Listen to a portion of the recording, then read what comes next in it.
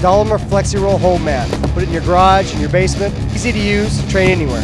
Hey, this is Scott Templeton at the 2010 Century Martial Arts Super Show at the MGM Grand in Las Vegas, Nevada. I'm here with special guest, Mr. Court McGee. You doing okay? Yeah, awesome. Yeah, what are you doing here today, man? Everything's kind of crazy and nuts. You just stopping by? What? Yeah. I came for the fight and for the expo to help out with John Hackerman in the pit. Yeah, so, you're a student under the Kimpo, right? Yeah. I met him on the show, and I mean, of course, everybody knows who Chuck Liddell is, sure. And I got the opportunity to do more than half of my camp with Chuck and John. Chuck was getting ready for his fight against Rich Franklin, and I was getting ready for my fight in the finale against Chris McRae. And they were able to help me. They had, Howard Davis Jr., the '76 Olympic gold medalist, as my boxing coach, and Sammy Henson, the '96 silver medalist, so for wrestling. Now, is that where you live now?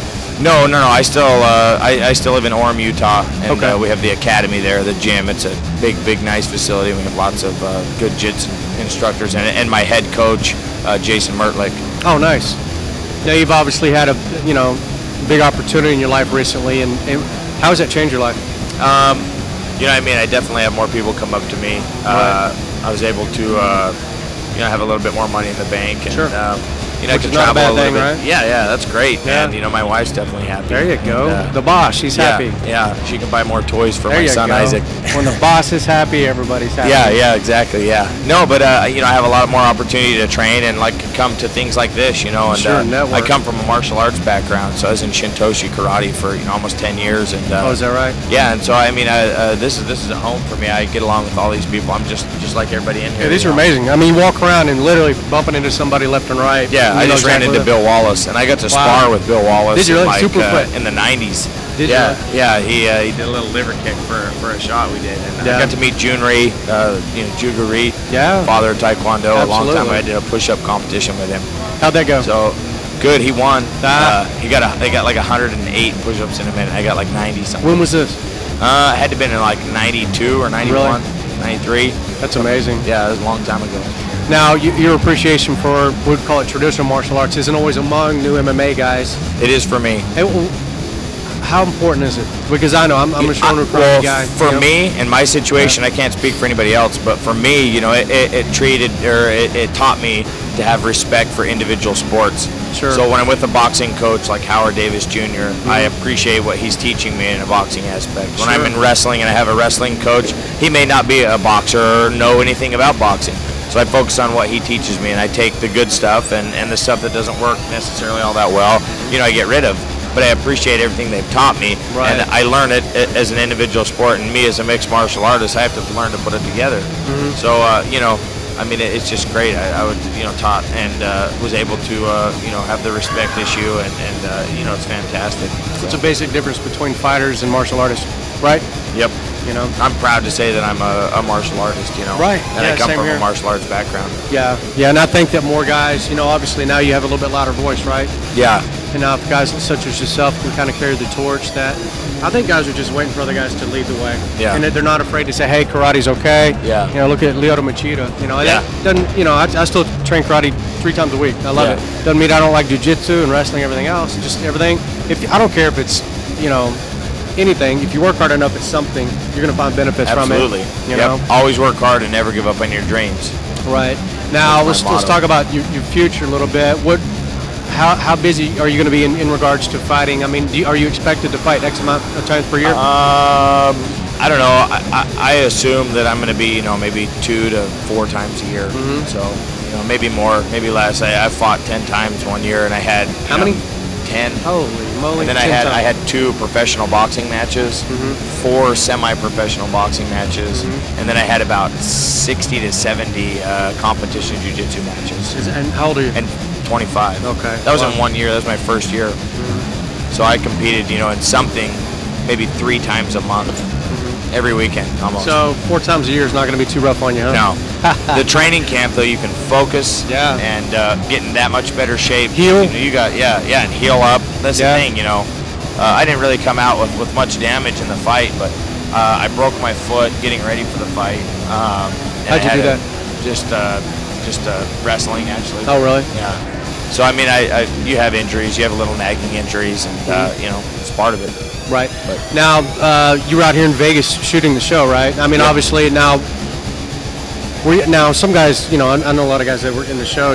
Did you enjoy the time there, or were you ready to get out? I personally enjoyed it. I mean, I was ready to get out when the time was done. 8 weeks? 6 weeks. 6, yeah. And 41 days, 39 days of filming. Yeah. And, you know, the last day was the last fight. It was the very last fight. And I was excited to get home and see my son. Sure. But I had to stay focused, and I had to win that last fight to get into the finale.